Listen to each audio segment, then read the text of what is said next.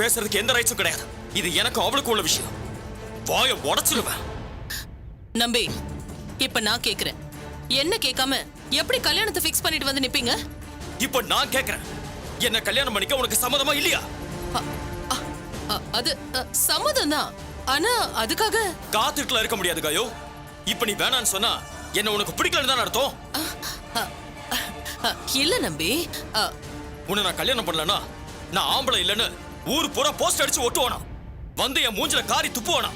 உனக்கு அது சந்தோஷமா? அதுக்கு இல்ல நம்பி. No more explanations.